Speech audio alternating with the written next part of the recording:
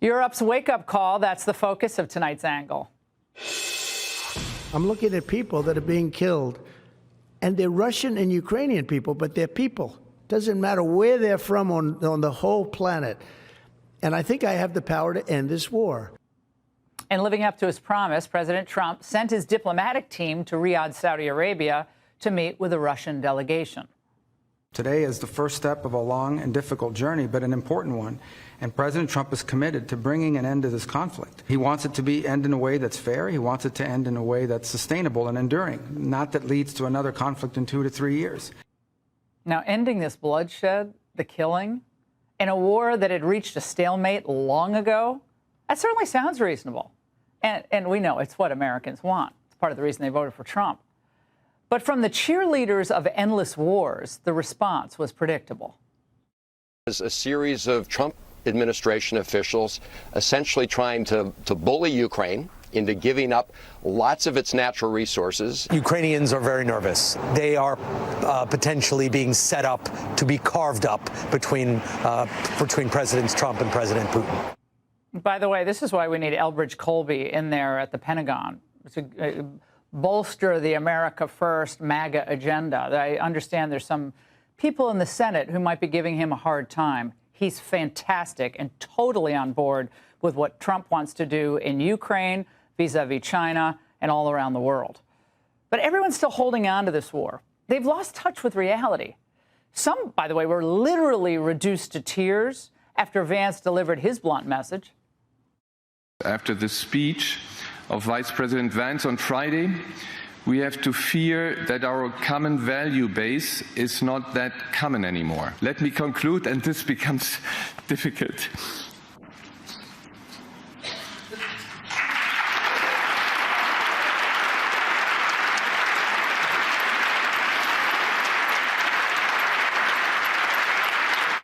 Only the Europeans would clap for tears.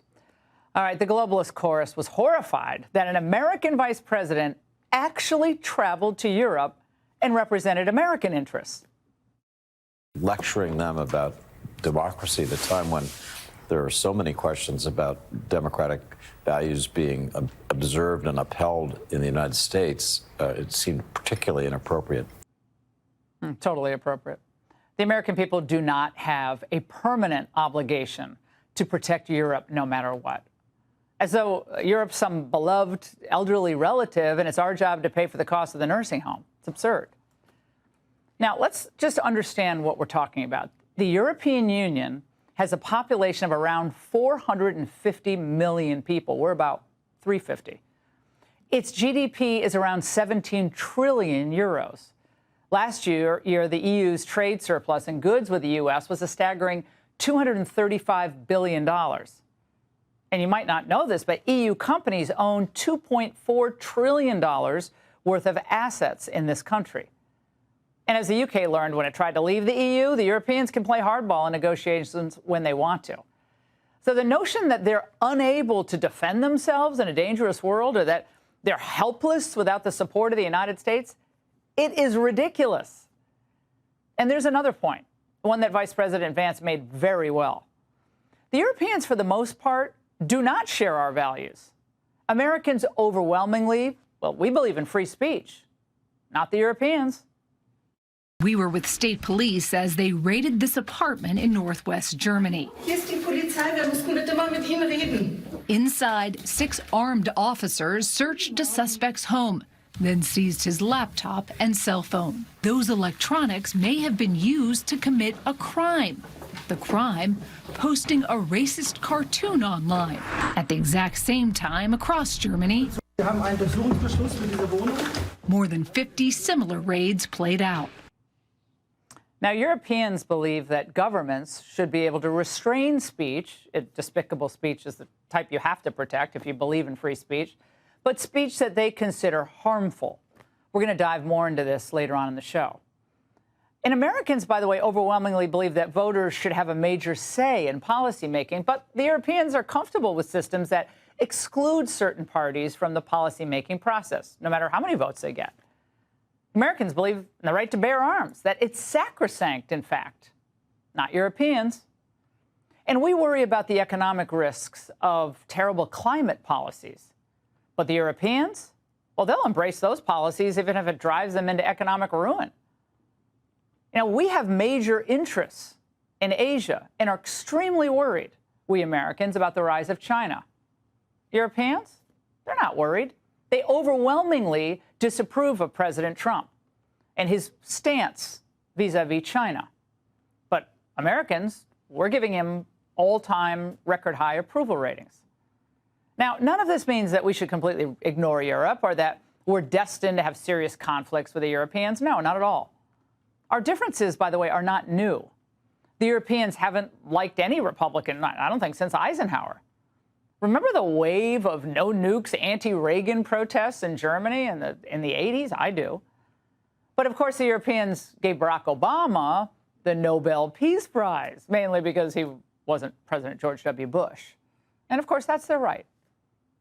But we won our independence from a European country almost 250 years ago, and we're not going to give it up anytime soon. So here's how this is going to go down. We're going to fix things here at home.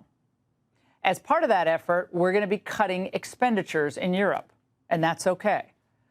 We're going to have to cut a lot of federal spending to begin turning things around. And the Europeans will be fine. They've defended themselves for thousands of years, and they haven't forgotten how. And sometimes we'll agree with Europe. Sometimes we won't, and that's okay too. For 30 years, a lot of people in D.C. pretended that there was such a thing as an international world order, that we're all part of it, living in harmony together. But they were wrong.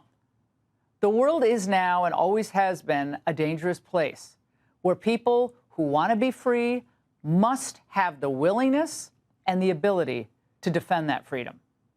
And finally, we have a president now who understands that reality, yay, and who's going to look out for our interests. That makes Europe very nervous.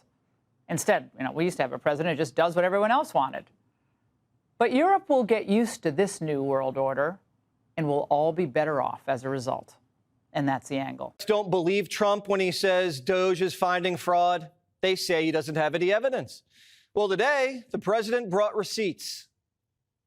$520 million for a consultant on the environment, $25 million to promote biodiversity conservation and promote licit livelihoods by developing socially responsible behavior in the country of Colombia. Well, it's nice, $25 million to go into Colombia for something that nobody ever heard of.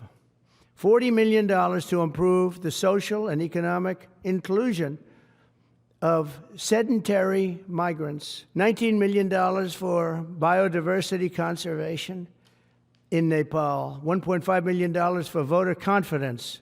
We want to give them confidence in Liberia. $47 million for improving learning outcomes in Asia. Asia's doing very well.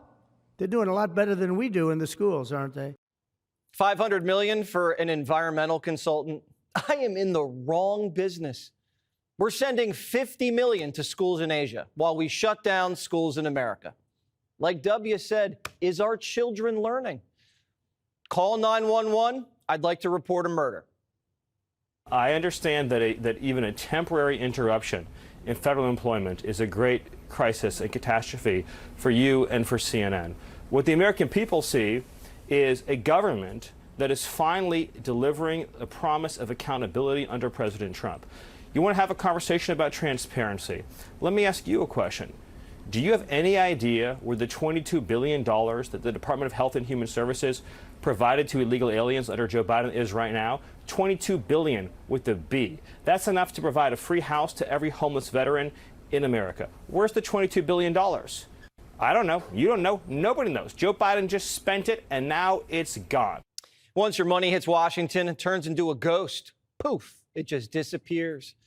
DOGE says they found almost $5 trillion in payments that are untraceable. The budget line is blank, and they're worried about your Bitcoin.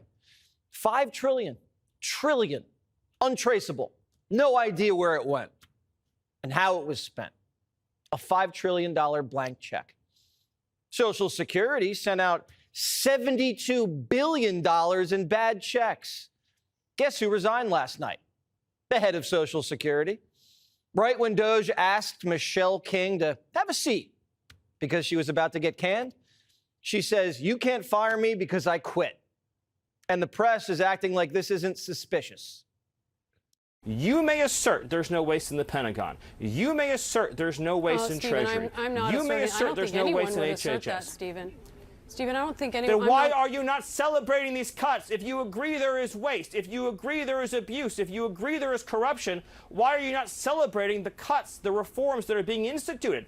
Every day that no action is taken, the entire Stephen, salaries of American workers that are taxed disappear forever. Stephen, let's calm down. This is We're not having a debate. There's no reason about whether there are places. You are clearly trying to debate me, and I will be as excited as I want to be about the fact that we are saving Americans billions of dollars.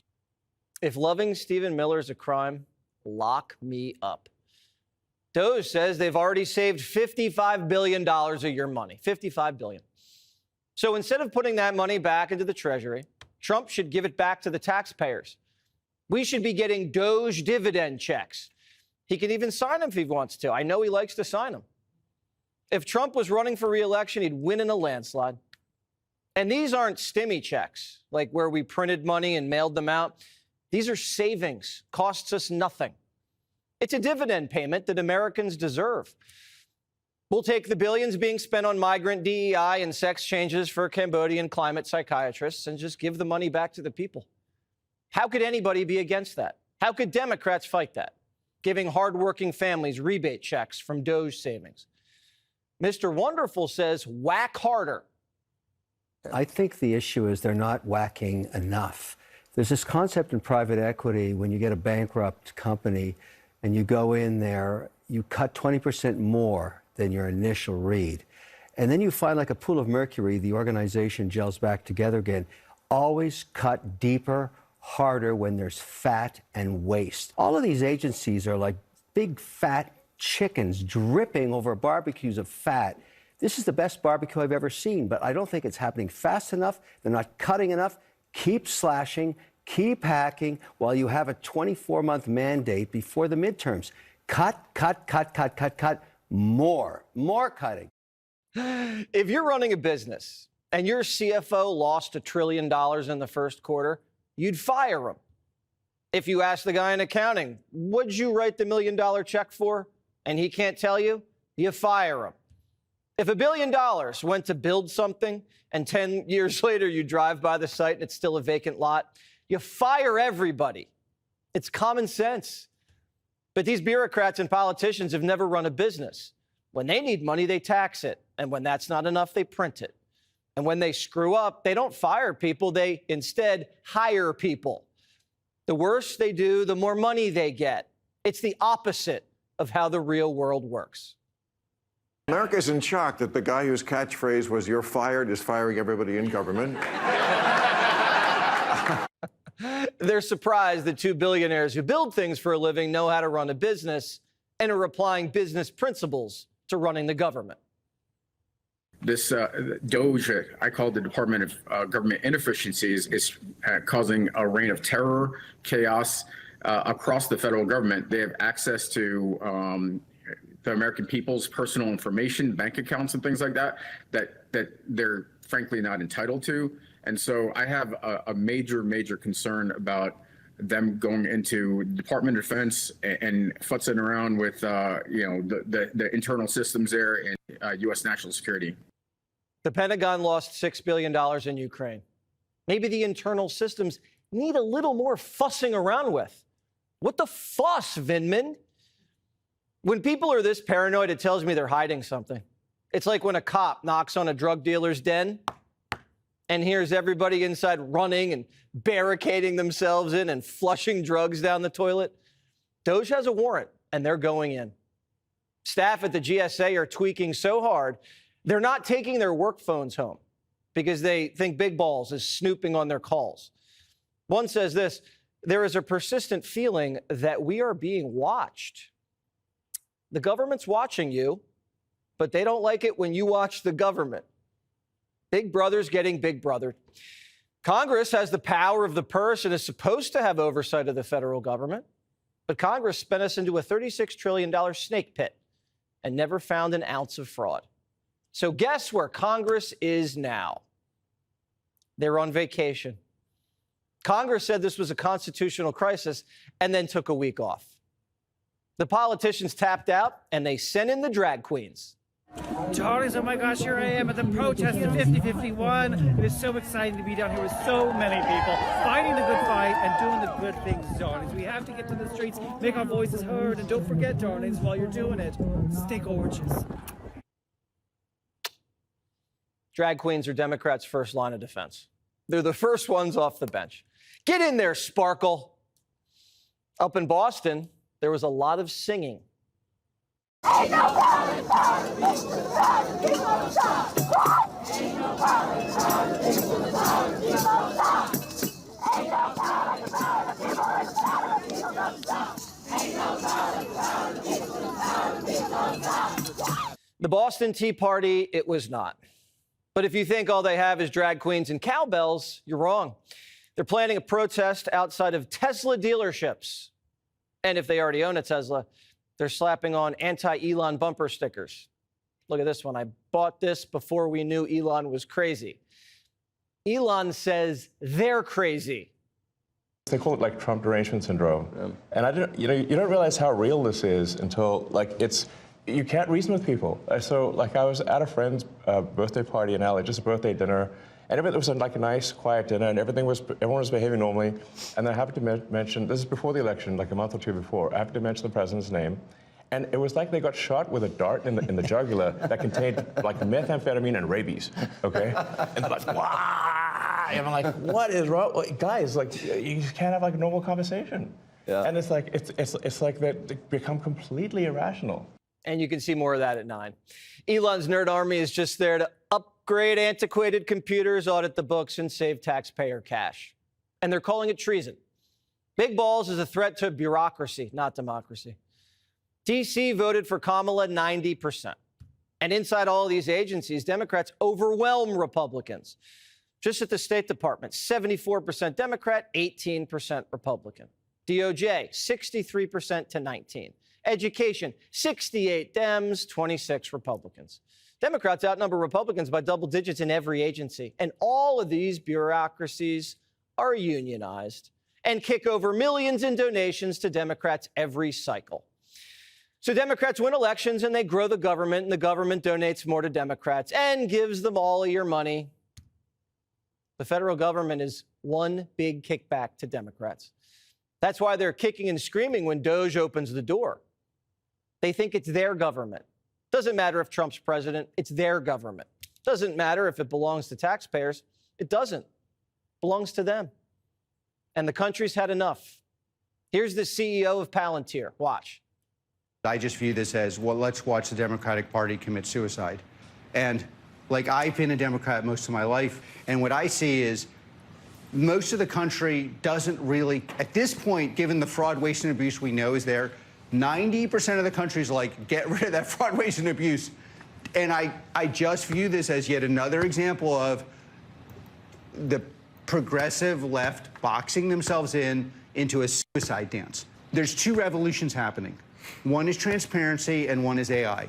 Okay, so why is it that we do not know where every penny of our money goes? How do you explain that to people? The right response is, we want this to happen, we want to happen, we want to be involved in the dialogue. The real response is, it feels like the people criticizing Elon don't want it to happen. And this is going to destroy those people. What hurts vampires? Sunlight. DOGE's sunlight. And these Democrat vampires have been sucking taxpayer blood in the dark for decades. What never lies, besides George Washington? Math. Math never lies. Math always tells the truth. DOGE is math. And no matter how much Democrats argue with it and lie about it, math doesn't care. It keeps computing. How do you solve a crime? Follow the money. That's what DOGE is doing, following the money. And it's leading to the crime scene. And Democrats, like the sickos they are, have gone back to the scene of the crime and are trying to get into the building. It's poetic that Silicon Valley pioneers have switched sides, and now they get it. These men and women are risking it all to advance American technology and are being handicapped by their own countrymen.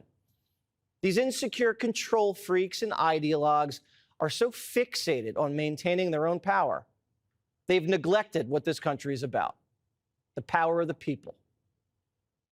I think the West, as a notion and as a principle upon which it is executed again, is obviously superior. And not acknowledging that, because by not acknowledging it or denying it, you could pretend you were smarter or better than you were, has led to enormous problems in our society. And also, for the sake of humanity, we have been blessed with a resource called talent management and software production that no other country has. So what does that mean for us? What does it mean for the world? How do you manage that ethically? How do you, and how do you prevent what we had essentially? We had a pagan religion that has infiltrated our universities, and that pagan religion basically says everything that's good about America, everything that actually works, is ipso facto bad. The most innovative minds in America are calling today's Democrat ideology a pagan religion, hell-bent on reversing the progress of Western civilization. It's one thing when I say it. I'm just a cable news host. But when the brightest minds of American capitalism are saying it, that's going to leave a mark. Trump, Musk, big balls took AI and flipped it on Democrats, and it spit out a real simple answer: fraud. All right, so remember the good old days when Trump was a threat to democracy? Donald Trump presents a challenge and a threat fundamentally to the republic. Donald Trump is an existential threat to our democracy. Don't give them the power. Look, are they a threat to democracy? Yes. Donald Trump presents an existential threat to democracy. Biggest lie, biggest threat to our democracy in American history. A person who is a threat to our democracy. We are fighting for a democracy. He is a genuine threat to our democracy, and that's not hyperbole. Well, that aged about as well as my timeshare on Epstein Island. Because it turns out when it comes to democracy, Americans don't see Trump as a threat at all. YouGov.com asked which issues are Americans most likely to trust Trump to handle as president, and they trust him on almost everything. On immigration, over 60% trust him at least a little bit, which is about how much I trust Jim Acosta when he was driving my Uber. Trump gets similar numbers on the economy, foreign policy, and crime. But what about democracy? The thing hyperventilating Democrats keep saying he's going to destroy. Even then, 38% trust him a lot, and 17% trust him a little. That's 55%, Kat. I'm singling you out for no reason at all. Thank you for admitting that. To put that in perspective, most Americans couldn't even trust Joe Biden to put his shoes on the right feet. Now, keep in mind, these people who trust Trump aren't starry-eyed fans. Take this panel of CNN voters who supported Biden in 2020, who, much to CNN's chagrin, love what Trump's doing. Our friends at Engages talked to some Arizona voters who switched from voting for Joe Biden in 2020 to Trump in 2024, and so far, they mostly like what they see. I just think he's trying to get America back on track as quickly as possible. It feels more merit and transparency that I'm getting from the administration so far. I approve of a lot of the stuff that he's doing with the border and everything. For the most part, I feel like he's on the right track. All 11 Biden-Trump voters say they approve of Donald Trump's first weeks in office. Poor Dana having to spit those words out. I haven't seen someone regret their words so deeply since Abe Lincoln said, "Is this seat taken?"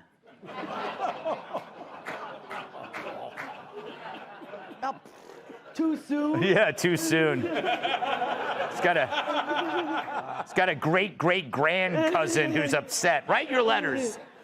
But it sucks for Dana Bash because none of those voters are typical Trumpers. You never catch those voters in a MAGA hat. They've probably never even been to a NASCAR race. Neither have I, but that's only because Danica Patrick took out that restraining order. The shock over at CNN continues. Listen to the anchor's reaction when Frank Luntz tells her that former Hillary supporters like what Trump is doing. You've been speaking with a number of voters who were Hillary Clinton 2016, Joe Biden 2020, and then went for Trump in 2024. How are these folks seeing the early days of Trump's second term? Pretty well. Really? And they're reacting to it because they love the pace of change. They were very fed up over the last 4 years. They wanted action. They wanted results. They looked at prices. They looked at affordability, looked at immigration, and they didn't see anything happening. They still don't like what he says, but they like what he does. Someone call animal control. Get that thing on Frank's head neutered. We can't let it reproduce. But you heard what Frank said, right? Quote, they don't like what he says, but they like what he does. Let's cue the callback. Trump's sound is blunt, raw, to some scary, but his deeds are primarily in the service of the country. If you don't like his words, just follow his deeds, because those are music to my ears. So what if he tweets and there's always this kind of underlying chaos and conflict? If somebody is right on the big picture, it doesn't matter. And if you have problems with Trump's character or his jokes or the way he acts, concentrate on what he does. My face is like that little rubber stress ball.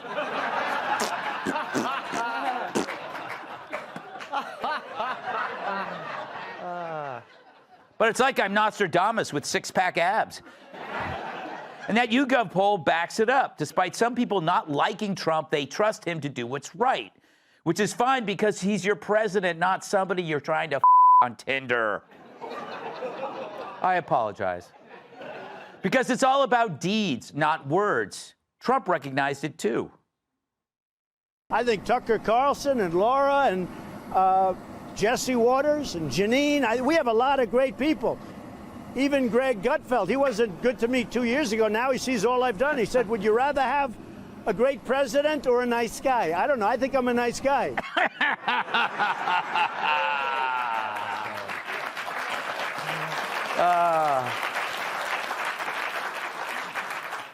Just reminds me of Joe Pesci when he does that. But that's another thing I like about him. He has great taste in pundits. So as the Democrats steered their party off a cliff, they're still screaming fascist all the way down. Meanwhile, most voters shrug it off, for they're able to separate whatever personal feelings about Trump from their recognition of the things he's getting done. Sure, maybe you think he's a jerk, but a lot of people feel that way about your husband, and yet you're still happy to spend the money he makes on that stupid like candles and decorative bowls. Oh, don't put your keys in the bowl. It's for decoration. And maybe you even think that about me, that I'm a jerk. I suppose anything's possible. But that's your right as an American, unless you're an illegal, in which case, clean my pool and then get out of here before Tom Homan shows up. But now that Trump is actually following up on his campaign promises, a lot of people are deciding they don't care about his personal flaws. They're willing to accept the whole package because he's undoing much of the damage the Dems have caused. He's like a bull in a china shop, except in reverse. He's putting the pieces back together, and unlike Kamala and the Democrats, he's not sniffing the glue. Look, you don't need to worship Trump to support him. You don't even need to like him to like what he does, because that doesn't make you a Republican. It just makes you an adult. Let's welcome tonight's guest. He'll risk his career to speak without fear. Star of the new movie, The Unbreakable Boy, Zachary Levi. Whoever thinks life is short has never seen his act. Actor, writer, and comedian Jamie Lissow. This guy used to pack heat. Now his opinions can't be beat. Fox News contributor Paul Morrow. And her baby's taking longer to come out than John Travolta. New York Times best-selling author and Fox News contributor, Cat Zach, welcome to the show. Thank you. You look Thank you. great. Thanks, I'm trying. No, you don't have to try. That's what I hate about you. You come from an industry where this has to be like a bombshell every day, right? Trump's doing something, and you just remain calm. You know, do you ever try to explain Trump's appeal to people who still can't handle it? Absolutely. I mean, I try to engage in good, profitable conversation all the time. I try to do that in real life. I try to do that with friends and family. I try to do that on social media. It's difficult. Yeah. Social media is a very interesting and quite often toxic place, but I still attempt to lead with love and talk to people about their concerns. I understand that. We have to have empathy with people. I think right now, we're applying a tremendous amount of logic and reason to a big problem and all of the darkness and the corruption and everything that's been going on for far too long. We must try to balance that with some empathy along the way and see that there are people that voted differently than us, but they are still human beings and children of God, and we must love them, and we must all try to move forward in that as much as we can. You know what I mean? You know, it's funny. Thank you. No. Hold your applause for my response. But you're right. It's just the problem is I think the people that we're talking about would listen to you, or a lot of them aren't because they're still pissed off. Maybe. Yeah. But that, again, I can't, none of us can control anybody else's emotions or their triggers to certain things, and we should never try. But to the extent that we can at least hold our ground firmly, but again, in a kindness, in an understanding. Like, I think it's folly when we see other people reacting and being snotty and jaded and whatever it is. If we allow that to then inform how we react to them, we're losing in the same game. So, you know, you try. There goes my show if I ever did that. You know, Jamie, we're talking about words versus deeds. Unfortunately for you, your words are terrible and you've done nothing productive in your life. Yeah. That's a great point. I've also never felt less good looking than since you sat me next to Zach. Isn't it weird how New York has a different standard of handsomeness than like LA? It's like you're pretty good looking for New York, but now you're like a 3. Dude, I was on a Carnival cruise ship a couple weeks ago. I was like an 8. Now this. You're a 10 to me, bro. You're a 10 to me. You're good. But yeah, I think people are just seeing that Trump actually does what he says he's going to do. With the Biden administration, I haven't seen less follow through since my wedding vows. By the way, I should have known something was going to go wrong during my wedding. I was thinking back on it the other day. I remember her going, "I'll be with you for good times," and that's it.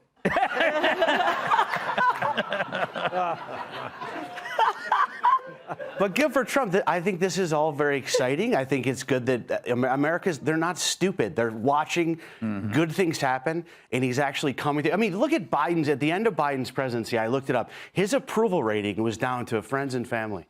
And then I also heard from a pretty good source that if a friend or something would come up to him and interrupt him and go, "Pardon me," he would go, "Okay, sure." Paul, do you remember sometime in like 2015 at the West Side Steakhouse when you were trying to convince me to vote for Trump, and I stood up and I left the bar angry? We were outside and I walked off down 40th, down 10th Avenue. I was that emotional type. You were an asshole. Yeah.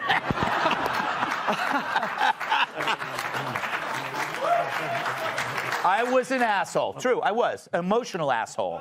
You came around. Look, what could be more delicious than watching the lefty media have to spit out the fact? It's like watching your ex do a lot better than you're doing, right? Wow, you married a billionaire? Oh, and I'm working at McDonald's. They can't believe it's going away. And the reason is, and Jamie hit on it, you know, there's no zeal like a convert, right? And they're not used to the fact that, okay, they signed on with this guy, and he's doing it.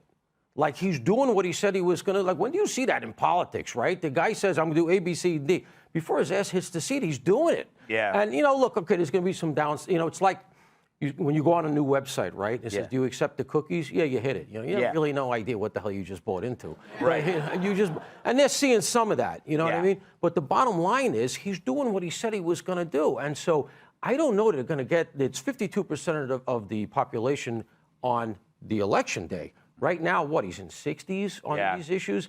I don't know that they come back. Yeah. So you and I have talked about this. They're in real trouble here because he's really winning. I mean, everything he promised in the first term, it's really coming to fruition. Yeah. They don't know what the hell to do. And so as a result, they yell. And that's not really convincing. Yeah. Kat, I think it's safe to say that your baby has an opinion by now. Yeah. This baby votes. See, the baby's been on so many shows. I know.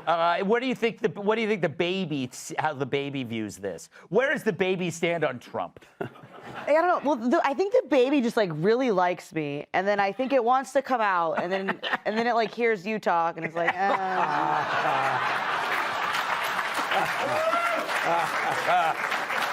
So the baby agrees with me. Yeah.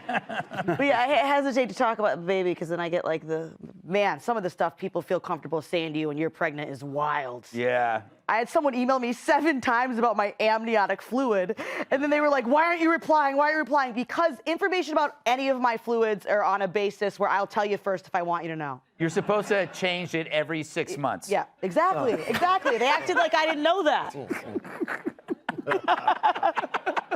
I'm gonna get emails about that. So I can steer this in a direction that will save us both. I